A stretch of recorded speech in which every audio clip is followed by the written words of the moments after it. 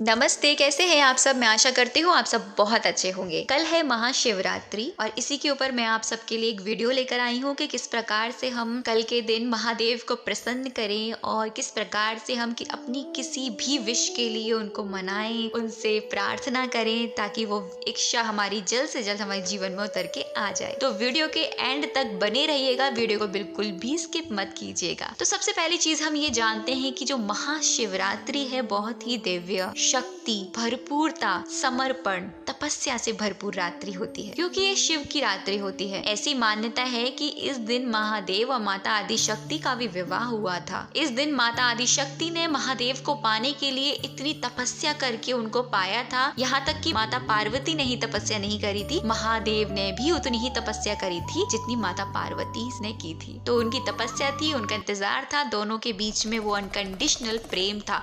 तो एक प्रकार से मैं कहूँ ये जो दिन है ना, अनकंडीशनल प्यार यानी असीम प्रेम का भी दिन है। तो ये दिन सच में वाकई में बहुत ही दिव्य है, पवित्र है, प्योर है, प्रेम से भरपूर है, तपस्या से भरपूर है, बहुत ही सारी चीजों से भरपूरता से भरपूर है। तो कोशिश करिएगा आप इस दिन पूरे मन से शांत रहें, किसी से कुछ ना बोले, ज्यादा अंतर मन से शांत रहें, बाहर से नहीं अंतर मन से शांत रहें, क्योंकि अंतर मन से शांत होना बहुत ज्यादा जरूरी है। तो ये तो बात हो गई महादेव और महादेव की शिवरात्रि की, और हम बात करते हैं किस प्रकार से हम ऐसे कौन से काम करें जिनसे हम महादेव को प्रसन्न कर पाए। मैं आपको यहाँ पर दो चीजें बताऊंगी, आप या तो दोनों फॉलो कीजिए या तो आप एक फॉलो करना चाहते हैं एक कीजिएगा। शर्त ये है कि आपको यहाँ पर कोई भी डाउट यानी शंका नहीं लानी है कि ये चीज मेरी पूरी होगी या नहीं होगी, मैं ये कर तो रहा हूँ या कर तो रही हूँ, क्या सच में इसका रिजल्ट आएगा और कब तक रिजल्ट आएगा। ना ही आपको रिजल्ट देखना है और ना ही आपको शंका रखनी है, डाउट रखना है। क्योंकि जहाँ पर शंका आ जाती है, जहाँ पर शक आ जाता है, जहाँ पर डाउट आ जाता है और जहाँ पर रिजल्ट हम चेक करते हैं, बार बार चेक करते हैं, वहां पर क्या होता है, जो चीज हम पाने की स्थिति में होते हैं उस चीज से हम और दूर होते चले जाते हैं। तो आपको इसकी जगह अपनी उस लिस्ट में ऐड करनी है अपना श्रद्धा,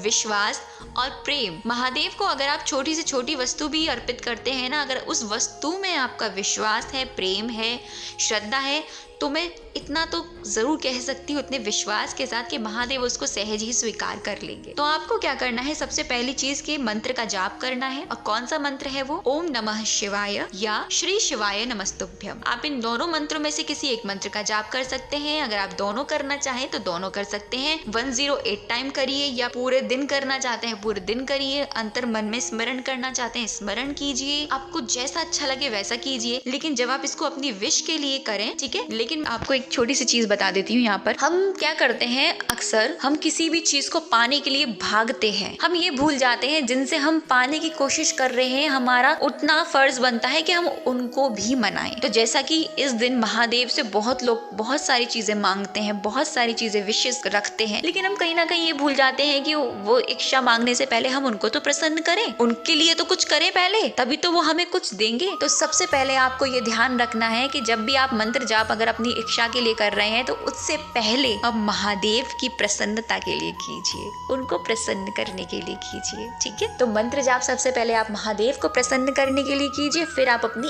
इच्छा को लेकर आइए पूरे प्रेजेंट में रहकर कि वो पूरी हो चुकी है। पहले से ही महादेव को बोल दीजिए कि महादेव मेरी ये विश है, जो भी आपकी इच्छा है, आपका बहुत बहुत धन्यवाद कि आपने ये मेरी जिंदगी में उतार दी, ये पूरी कर दी। फिर आप मंत्र जाप करना स्टार्ट कर दीजिए, ठीक है। दूसरी चीज ये कि आपको करना है जल अभिषेक। जल अभिषेक दो प्रकार से आप कर सकते हैं, या तो आप सिर्फ जल से कीजिए, जल और गंगा जल दोनों चीजें मिला के, या फिर आप पंचामृत के साथ कीजिए। और दूसरा जो मैं लेकर आई हूँ ना जल अभिषेक, ये तो आप जरूर से कीजिएगा। अगर कोई प्रॉब्लम है, किसी वजह से आप नहीं कर पा रहे हैं तो मत कीजिएगा, कोई प्रॉब्लम नहीं है। आप सिर्फ मंत्र जाप यानी मन ही मन में उनका स्मरण कर सकते हैं। तो आपको क्या करना है, 5 प्रकार की चीजें लेनी है, दूध, दही, घी, शहद और गंगा जल। इन 5 चीजों को मिलाकर आपको महादेव के सामने समर्पण करना है, अपने आप को समर्पण करना है। पहले उनको बोलना है, उनको विश करना है महाशिवरात्रि, फिर अपनी इच्छा के लिए उनसे कहना है। और कैसे कहना है, पहले से ही ग्रेटफुल हो जाना है, पहले से ही बोलना है थैंक यू महादेव, आपने मेरी विश पूरी कर दी।